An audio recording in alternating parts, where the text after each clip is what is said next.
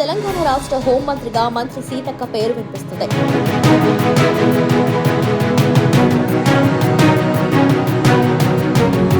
ముఖ్యమంత్రి రేవంత్ రెడ్డికి అత్యంత సన్నిహితురాలుగా ఉన్న సీతక్కకు మొదటి మంత్రివర్గ విస్తరణలో ప్రాధాన్యత కలిగిన పదవి శాఖలతో మంత్రి పదవి దక్కడం జరిగింది.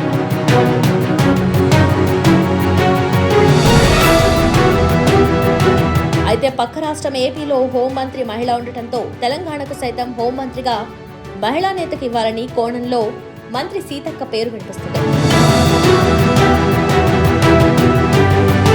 హోంశాఖ ముఖ్యమంత్రి రేవంత్ రెడ్డి దగ్గరే ఉంది. ఏ ప్రభుత్వంలోనైనా హోంశాఖ ముఖ్యమంత్రికి సన్నిహితులుగా ఉన్న వారికి ఇవ్వటం జరుగుతుంది. అదే సాంప్రదాయంగా ఇప్పుడు సీతక్కకు ఆ పదవి వస్తుందని ప్రచారం జరుగుతుంది. ఈ కోణంలోనే మంత్రి దామోదర్ రాజనరసింహ నిన్న సీతక్క హోంమంత్రి కాబోతుందని ఒక లీక్ అయితే ఇవ్వటం జరిగింది.